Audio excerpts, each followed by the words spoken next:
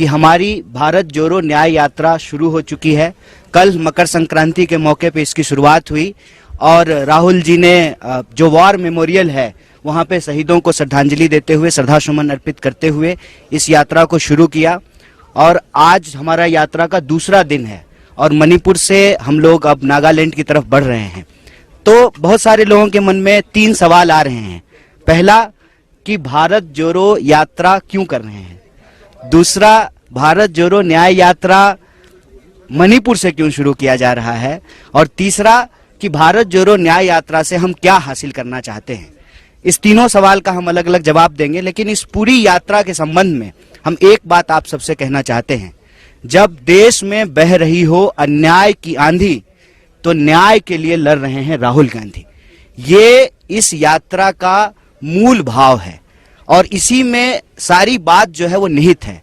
जैसा कि आप सब जानते हैं कि ये यात्रा मणिपुर से इसलिए शुरू की गई है, 8 महीने हो गए हैं और मणिपुर में आप सबको ये अनुभव हुआ होगा, ये कांग्रेस पार्टी का दुष्प्रचार नहीं है, हकीकत है कि इम्फाल के ड्राइवर जो हैं वो आपको कानकोपी नहीं आ रहे हैं, कानकोपी के ड्राइवर जो हैं वो इम्फाल नहीं जा रहे हैं। ये कांग्रेस पार्टी नहीं बोल रही है। कांग्रेस पार्टी जब पार्लियामेंट में इस सवाल को उठा रही थी कि प्रधानमंत्री जी को मणिपुर पे जवाब देना चाहिए, देश के गृह मंत्री को इस मणिपुर के हालात पे जवाब देना चाहिए, तो आप देखिए कि किस तरीके से विपक्ष को बदनाम किया गया।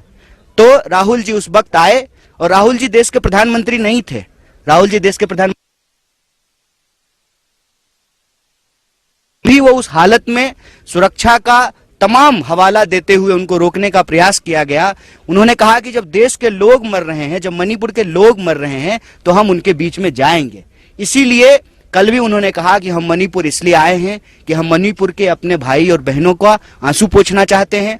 हम यहाँ पर जो हिंसा की स्थिति है, जो बंटवारा है, उसको समाप्त करके शांति स्थापित करना चाहते हैं। इसलिए भारत जोड़ो न्याय यात्रा की शुरुआत मणिपुर। राहुल जी कह रहे हैं कि डरिए मत, सहिए मत, अन्याय के खिलाफ संघर्ष कीजिए। और यह जो भारत जोड़ो न्याय यात्रा है, इसमें आप भी न्याय योद्धा बन करके, मैं कहता हूं कि इस देश के आम आवाम को अपना स्वर्णिम इतिहास याद करने की जरूरत है।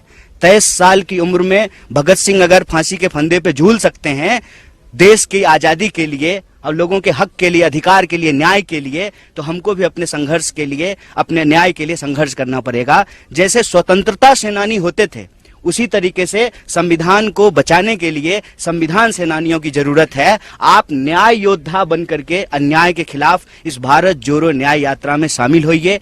और यह जो न्याय यात्रा है, भारत जोड़ो न्याय यात्रा, ये न्याय के लिए है, आम लोगों के लिए।